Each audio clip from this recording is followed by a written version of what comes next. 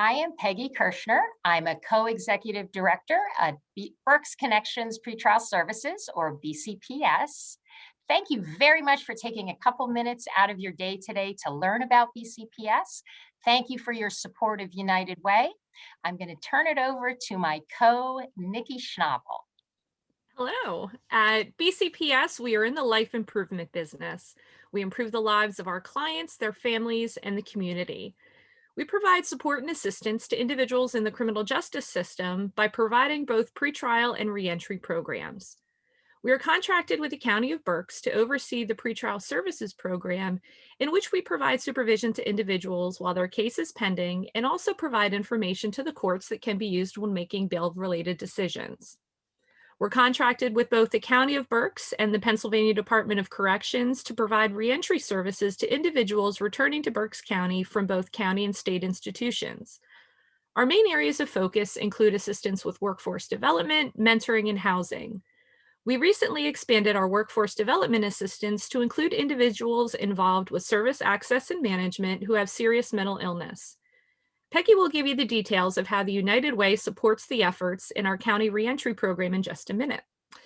We also provide a registered pre-apprenticeship training program in the construction trades called Rebuilding Reentrance in Reading, or R3. R3 is the state's first and only registered pre-apprenticeship program exclusively serving reentrants. Thank you, Nikki. I'll talk a little bit more about how United Way impacts the important work that we do. The United Way funds our county reentry program along with the County of Berks.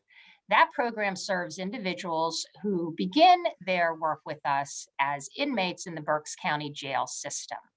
So the funding allows BCPS to have a staff of case managers who are trained to do evidence-based work with individuals in the criminal justice system.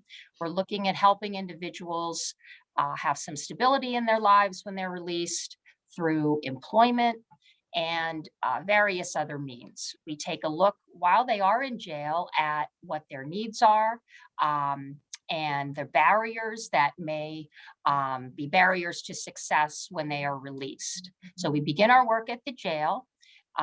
We work with individuals in a case managed manner. So we're looking at their needs, their barriers, and then how we can address them while incarcerated. We provide educational sessions on employment and other important areas like financial literacy and things that will help them in the community.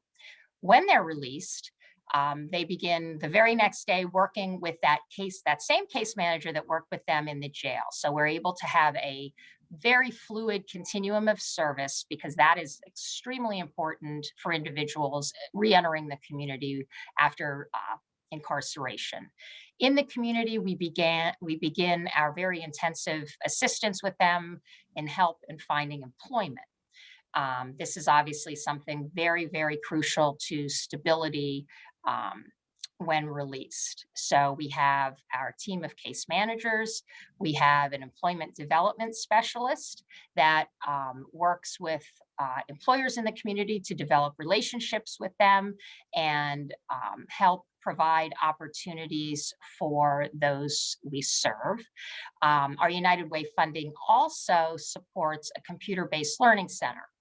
Many of the individuals that we work with have very low computer literacy, which is not conducive to looking for work, applying for work, and sometimes actually with jobs themselves. So our computer-based learning center is a bank of 18 computers.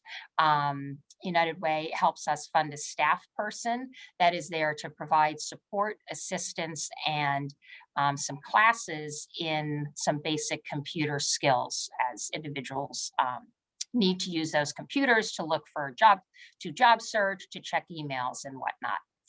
We also benefited this past year from a United Way COVID grant. One of the things that we found very quickly in March, when we had to begin remote work, was that our clients were very, very impacted by the pandemic, the business closures, and it became necessary for us to provide some things that otherwise the organization would not have the resources to do. Things like phone bills, um, clothing for work, bus passes, things like that, that as individuals' lives were thrown into turmoil, that grant allowed us to provide that support. So thank you again. I'm going to turn it back to Nikki. Thank you so much for supporting the United Way. Your generosity allows us to provide hope, opportunity, and second chances to those who need it the most.